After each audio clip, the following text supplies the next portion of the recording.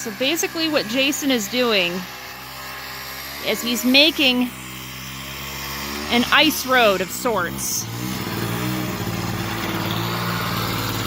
We have to take the snowmobile around a bunch of times to wear this snow down and pack it down like you can see. And what we're trying to do is get a path next to this tree, this big spruce tree right here. He's very, very dead. He died this summer of beetle kill, which is the spruce bark beetle. The spruce bark beetle is an invasive species, and it killed off many of our spruce trees, and then they end up standing dead. But the good thing about that is that they're dry. And that's really good when you need to cut emergency firewood in winter, because it's already dry, and therefore you don't have to season it, which means we're not waiting a year. This is another thing that happens. Deep snow is really difficult to put a snow machine through if you don't have a really intense track. But he looks like he's faring pretty good.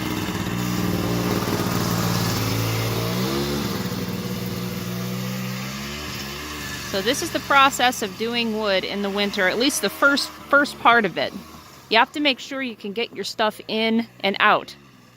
And so you see how he's got to go around a bunch of times before we can even attempt this.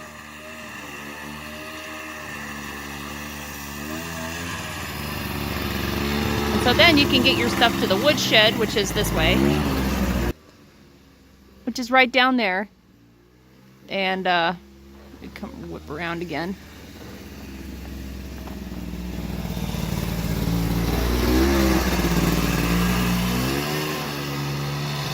And so he's just making it so we can go and we can get the trees that we need.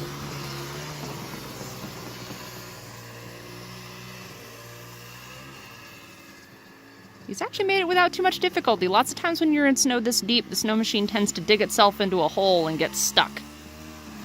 But that didn't really happen this time. He's actually doing pretty good.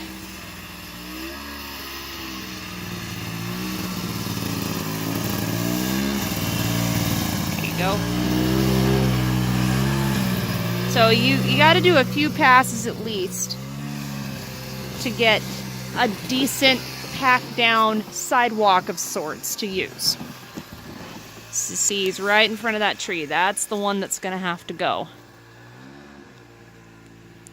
We call him Burl Ives because he's got lots of these big things called burls on him, which are good for decorative woodworking. And so we'll save them. We won't burn those. And we'll cut the rest of the tree and we'll burn him. And we'll be very thankful for it. It's about 3 o'clock in the afternoon and our sun is already down. As it's January. And this is pretty much, I think, the coldest time of the year in Alaska. Days are short. There's not a lot of solar energy.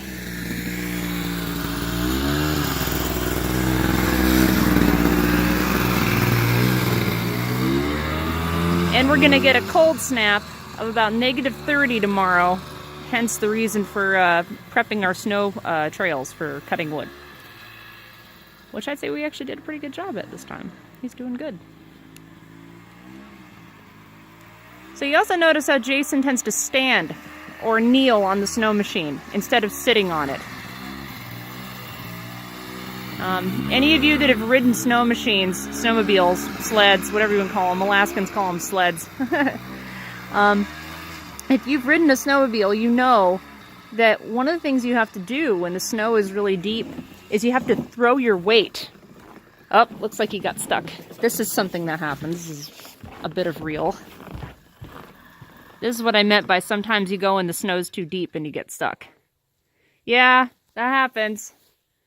So then what he's going to do now is he's going to reposition the sled so that it can get traction. Because one of the things that happens is it gets in deep snow and it loses its traction on the belt. And so then it just digs a hole and doesn't go anywhere, like I was saying. But all he has to do is turn it to get it to where it can follow a path. And then he can jet himself right out.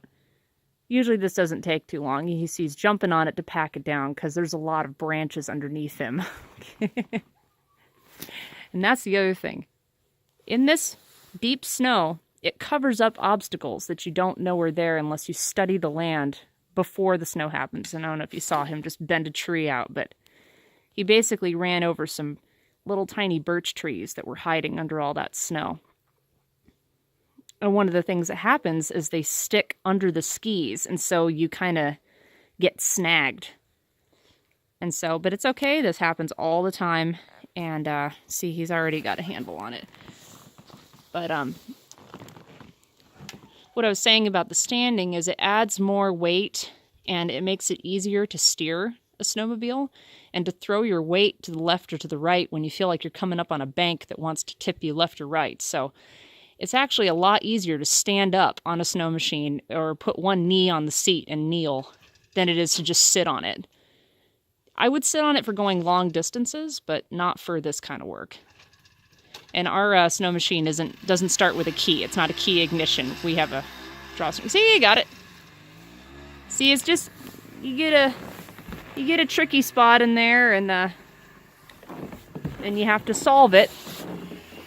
But the nice thing about snow machines, this one in particular, is that it's not very heavy, so you can lift it up and out of the snow. We can't do that with our all-terrain vehicle. It's like way too heavy. You see, you got the hang of it now. So it's a process. But like I said, this is part 1 of how to do wood in the winter in Alaska. He's got it, he's got it. All right. Beautiful. Not to mention, it's about, let's see, around 5-7 degrees right now above. It's going to be down here tomorrow, so we're trying to, hey, there's the sun for a second. We're trying to make sure that we get all our stuff in order. So, part 2 coming soon, but that's part 1 to how you do wood in the winter in Alaska. So,